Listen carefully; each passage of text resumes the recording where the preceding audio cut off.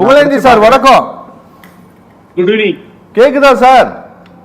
நல்லா கேக்குது அரவிந்த். ஆமா சார், இந்த அமலாக்கத்துறை சார் பெரும்பாலான மாநிலங்கள்ல என்ன பண்ணிட்டு இருக்காங்க, தமிழ்நாட்டில் என்ன செய்தார்கள் அப்படிங்கறதெல்லாம் நாங்க பார்த்துட்டு இருக்கோம் சார். சார், கடந்த 12 ஆண்டுகளில் காங்கிரஸ் அரசாங்கத்தின் மீது என்னென்ன ஊழல் குற்றச்சாட்டுகளை பாரதிய ஜனதா கட்சி முன்வைத்ததோ, உலகின் மாபெரும் அரசியல் கட்சியான பாரதிய ஜனதா கட்சி இந்த 12 ஆண்டுல காங்கிரஸ் கட்சியை சேர்ந்த முன்னாள் அமைச்சர்கள் வேண்டாம், முன்னாள் முதலமைச்சர்கள் வேண்டாம், அந்த கட்சியினுடைய மாநில தலைவர்கள் இல்லை, காங்கிரஸ் கட்சியினுடைய ஒரு கவுன்சிலரை கூட பாரதிய ஜனதா கட்சியினுடைய மத்திய ஏஜென்சிகளால் கன்விக்ஷன் வாங்கி கொடுக்க முடியல. இதுதான் இந்தியா முழுசும் இருக்கக்கூடிய நிலைமை. இன்னைக்கு தமிழ்நாட்டில் இங்கே ஹார்ஸ் ட்ரேடிங்ட்டு எழுந்திருக்கக்கூடிய இந்த புகாரில் இடி உள்ளே வரப்போகிறது என்று வெளியாகி இருக்கக்கூடிய இந்த செய்தி, இதை குறித்து நீங்க என்ன சொல்ல விரும்புறீங்க? Good evening Aravind. Good evening to Sathyam TV. நீங்க இந்த பாயிண்ட் பிடிச்சிட்டீங்க. என்னன்னு ஹார்ஸ் ட்ரேடிங், அதாவது ஸ்டேட் கவர்மெண்ட் ஆக்ஷன் எடுத்து நீங்க சொன்னீங்க 4 பேர் கஸ்டடியில் எடுத்து என்கொயரி ஆச்சு. உதாரணத்துக்கு டிஎம்கே அனிதா ராதாகிருஷ்ணன் மிரட்டுறாங்கன்னு சொன்னாரு, நடுவில் சொன்னாரா இல்லையா?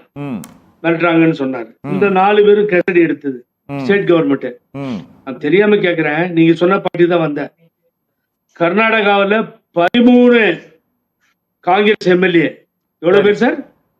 13. ஜேடிஎஸ் 3, 16 பேரை ரிசைன் வச்சு சரி ஒரு 2-3 நாள்ல ஆட்சியை கவுத்து அப்புறம் அங்க பிஜேபி ஆட்சியை கொண்டு வந்தாங்க. அதே காங்கிரஸ் எம்எல்ஏ, அதே முன்னாள் அமைச்சர்கள் உள்ளிட்டவர்கள் ராஜினாமா பண்ணாங்களே.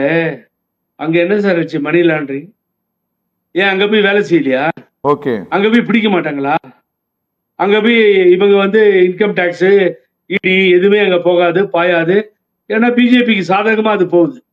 அது மெயின் பாயிண்ட். அப்புறம் நேரம் பாருங்க, இப்ப பாருங்க 20 லோக்சபா எம்எல்ஏ எம்பி, 1-2 இல்ல, கல்கட்டாவில ஓகே தீதி காலி பண்ணி 20 பேரு ரொம்ப நேர்மையா தீதியை பிடிக்கலீங்க எங்களுக்கு, நாங்கெல்லாம் உண்மை இழப்பைகள், நியாயமா தேர்ந்தெடுத்தது டிஎம்சி தான், ஆனா அதை ஒதுக்கிட்டு வந்துட்டோங்க அப்படின்னு வந்தாங்களே, அவங்க மேல விசாரணை இல்லையா சார்? அங்க என்னன்னா சார் இங்க பாருங்களேன், நான் உங்களுக்கு ஒண்ணு சொல்றேன் சார். அங்க எங்கும் அரசு தரப்போ அல்லது விசாரணை செய்யக்கூடிய அதிகாரியோ நீதிமன்றத்தில் இங்க இப்படி நடந்ததுல ஹார்ஸ் ட்ரேடிங் நடந்திருக்குன்ட்டு அரசு தரப்பில் பதிவு செய்யப்படலை. நான் இந்த போலீஸ் எடுத்த கஸ்டடி ஆர்டர்ல பாயிண்ட் நம்பர் 6ல போலீஸ் சொல்லி இருக்கக்கூடிய ஒரே ஒரு வார்த்தை மட்டும் உங்களுக்கு சொல்றேன், இப்ப கேளுங்க.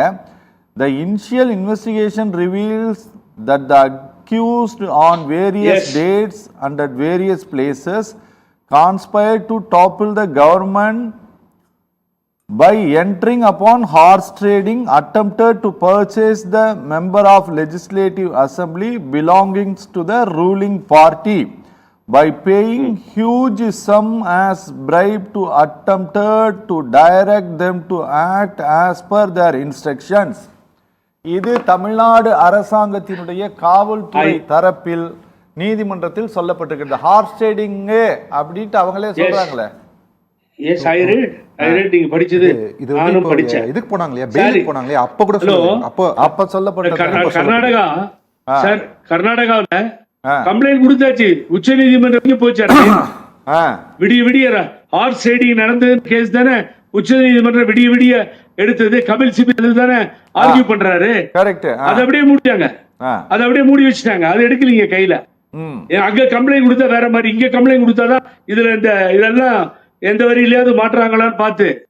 இது மிரட்டுகிற வேலை சார். நீங்க ஆரம்பத்துல சொன்னதை நான் அப்ரிஷியேட் பண்றேன். இது வரைக்கும் என்ன கிழிச்சிருக்கு? என்ன இது வரைக்கும் இந்த ஹார்ஸ் ரைடிங், இந்த எம்எல்ஏ கட்சி விட்டு கட்சி மாறி ஷிண்டே மகாராஷ்டிரா மாறினப்பல இருந்து என்ன பண்ணிருக்காங்க இது வரைக்கும்? சார் ஒரு பிரிவா வந்தாங்க சார், அவங்க ஒரு தனி பிரிவாக வந்தாங்க. இங்க பிரிவு, நீங்க முதல்ல சொன்ன மாதிரி 25 பேர் ஆதரவு கொடுத்து ஓட்டு போட்டாங்க. மெரிட்ல பண்ண கெலட்டாவில அவங்க மன்னிப்பு கடிதம் கொடுத்தாங்க. அப்ப செஞ்ச தவறு மறைச்சிடலாம் மேடமோ, ஆக மன்னிப்பு கடிதம் கொடுத்தா சரியா போயிடுவாங்களா? அவங்க உங்களை கடவுள் காப்பாற்றுவார், ஆகவே நீங்கள் வாங்கி கடனை அவரே கட்டுவார் அப்படின்னு ஒரு செவுத்துல படிச்சேன். இன்னொருத்தர் சொல்றாரு, சார் இப்பதான் சார் இன்ஸ்டால்மெண்ட் கட்டிட்டு வந்தேன், இந்த செவுத்துல எழுதுன்னு பாக்கல அப்படின்ட்டு. ஓகே. ஆக நீங்க வந்து இவங்களுக்கு ஒரு சட்டம், அவங்களுக்கு ஒரு சட்டம், தேவையில்லாம தலையை விடுறது உள்ளார, தலையை விட்டு எங்கேயாவது இவங்க மாட்டுவாங்களான்னு பாக்குறது. No business. அந்த அன்பு நண்பர் சொன்ன மாதிரி இங்க எந்த லஞ்ச லாபண்யமோ எந்த சார் உதாரணத்துக்கு சொல்றேன் சார், மிஸ்டர் இசுகே இசுகே ரிசார்ட்ஸ் வச்சிருக்காரு குற்றாலத்துல. என்னத்துக்கு பணம் வேணும்? நீங்க 4-5 பேரை கேண்டிடேட் எடுங்க, லைனா எடுங்க. வசதியா தானே இருக்காங்க, காசு வாங்கிட்டு வர நிலைமையில அவங்க இல்ல. இங்க கட்சி அழிஞ்சு போகுது, தலைமை சரியா இல்ல, இந்த கட்சி நிக்குமான்னு தெரியாது, அச்சாணி இல்லாம இந்த சக்கரம் சுத்துது. அப்ப வெளியில தான் போகணும், வர வழி இல்ல. அப்ப வெளியில வந்து ஹார்ஸ் ரைடிங் எடுமா? நீங்க ப்ரூவ் பண்ணணும் sir. which are all the mentioned the government, let them prove it, no problem. Okay sir, prove பண்ணுவாங்க, அவங்க ப்ரூவ் பண்ணுவாங்க. Okay sir, okay. Pugazhendhi sir வணக்கம். Pugazhendhi sir, 2016 December 6 madam Jayalalithaa இறந்த அடுத்த 15 நாட்களில் 2016 டிசம்பர் 21ஆம் தேதி தமிழ்நாட்டினுடைய தலைமைச் செயலாளர் வீடு, தலைமைச் செயலகத்தில் சோதனை நடத்தினார்கள். மத்திய ஏஜென்சினர், வருவாய் புலனாய்வு துறையினர் நடத்தினாங்க. உங்களுக்கு தெரியும்னு நினைக்கிறேன். பிப்ரவரி மாதம் நடந்த ஆர்கே நகர் சட்டமன்ற தேர்தலில் அப்போ ஒரு இன்கம் டாக்ஸ் ஒரு ரெய்ட் நடத்தி அப்போது இருந்த அமைச்சர் வீட்டிலெல்லாம் ரெய்ட் பண்ணாங்க. அதற்கு பிறகு திருமதி சசிகலா போன பிறகு சசிகலாவினுடைய குடும்பத்தினர் உள்ளிட்ட அத்தனை பேர் வீடுகள்லையும் ஒரு 80 வீடுகளில் ஒரு மாநிலத்தில் ஒரு குடும்பத்தை சார்ந்த நபர்களுடைய 80 வீடுகளில் உறவினர் 80 இடங்களில் மத்திய ஏஜென்சி சோதனை நடத்தியது இந்திய வரலாற்றிலேயே முதல் முறை தமிழ்நாட்டில். கட்சியினுடைய இரட்டை இலை சின்னத்தை வாங்குவதற்காக இந்த சுகேஷ் சந்திரசேகர் அப்படிங்கிற ஒருத்தன் மூலமாக தேர்தல் ஆணையத்தினுடைய அதிகாரிகளுக்கு பணம் கொடுக்க முயற்சிட்டு டிடிவி தினகரன் கைது செய்யப்பட்டு வைக்கப்பட்டார். இப்போ வர அந்த கேஸில் யார் அந்த அதிகாரின்ட்டு தெரியல சார். ஒரு மெஜாரிட்டி கவர்மெண்ட் இங்கே இருக்கும்போதே சென்ட்ரல் ஏஜென்சிஸ் எவ்வளவு அப்பட்டமாக தவறாக பயன்படுத்தப்பட்டதுங்கிறத நம்மளால பார்க்க முடிந்தது. இன்னைக்கு இந்த மாதிரி ஒரு கேஸை ஃபைல் பண்ணி இங்க ஹார்ஸ் ட்ரேடிங் நடக்குதுங்கிற ஒரு வழக்கை தமிழ்நாடு காவல்துறையை பதிவு செய்து வாசலை மத்திய ஏஜென்சிக்கு திறந்து வைத்து விட்டதா சார் டிவிகே கவர்மெண்ட்? சார் நீ கேட்டது நியாயமான கேள்வி. அதுக்கு முன்னாடி என் நண்பர் கோச்சிக்க மாட்டாங்க, திமுக இருந்து நடுவில் டிஸ்டர்ப் பண்ண மாட்டாங்க. ஆனா அவரும் ரொம்ப டிஸ்டர்ப் பண்ணாதீங்க. Okay okay. Red Giant Movies யாரோடது? என்ன சார்? அதோட ரெட் ஜெயின் ஒரு மூவிஸ் இருக்கு. ஆமா சார். தமிழ்நாட்டை பூரா ஆக்கிரமிட் பண்ணி அவங்களை கேட்டுதான் சினிமா ரிலீஸ் பண்ணோம். உதாரணத்துக்கு ஜனநாயகன் வரல, பராசக்தி வந்தது. அது நாட்டினுடைய பாரத பிரதமர் கூட்டு பாராட்டினாரு. அது வில்லனுக்கும் கதாநாயகனுக்கும் சண்டையா எங்க தமிழ் போராட்டம் அது நடந்தது. என்ன எங்க அண்ணன் ஜெகத் ரட்சன் எல்லாம் பணம் இல்லாம இருக்காரா? அவர் தந்து கூட இங்க வந்துட்டாரு தாவேகாவுக்கு. ஆகவே ஏதோ ஏழைகள் கட்சி மாதிரி பேசுறதும் ஓபிஎஸ் ரிசைன்மெண்ட் தான் ஏன் ஒத்துக்கிட்டீங்க? வைத்திலிங்க ரிசைன்மெண்ட் தான் ஏன் ஒத்துக்கிட்டீங்க? மனோஜ் பாண்டிய ரிசைன்மெண்ட் தான் ஏன் ஒத்துக்கிட்டீங்க? அவங்க எல்லாம் வந்து நியாயமா விட்டாங்க. Very sincere leaders. ஓகே. இங்க வந்தா தப்பாயிடுது. இங்க வந்து விஜய் கொடுத்தாரு, இந்த நாட்டுடைய முதலமைச்சர் கொடுத்தாரு. என் பிரதர் என்ன சொல்றாரு, ஒரு நம்பரை கொடுக்க வேண்டியதானே? லஞ்சம் கேட்ட யாரும் இந்த நம்பருக்கு வரணும். கெஜ்ரிவால் அதை பண்ணிட்டு இருந்தாரு. டெல்லியில வேற வேற ஏதாவது கம்ப்ளைண்ட் வந்தா கொடுங்க அப்படிங்கிறது. நம்பரை கொடுத்திருந்தா இந்த நாட்டினுடைய முதலமைச்சர் மக்களால் போற்றப்படுகின்ற ஜோசப் விஜய் கொடுத்திருந்தா சார் அந்த நம்பர் மூலியமா தான் சார் யார் கேக்குறாங்க. இதே புரியல உங்களுக்கு, அதுக்குதான் நம்பர் கொடுத்திருக்காரு, அவர் நல்லது கொடுக்கலன்னு சொல்லுவாங்க. என்னங்க இதெல்லாம் சொல்லி போகும். ஆகவே ராஜினாமா கொடுத்தவர்கள் நீங்க எந்த இடத்துல விஜயபாஸ்கர் வந்து நான் சொல்லாமதான் பேசிட்டு இருந்தேன்.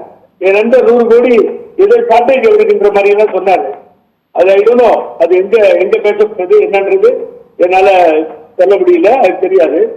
பட் ஆக்சுவலா திராவிட முன்னேற்ற கழகத்திலும் ஏகப்பட்ட பணத்தை தேர்தல் நேரத்திலே கணக்கு காண்பித்தவர்கள் இருக்கிறார்கள் தாக்கல் செய்யும் பொழுது.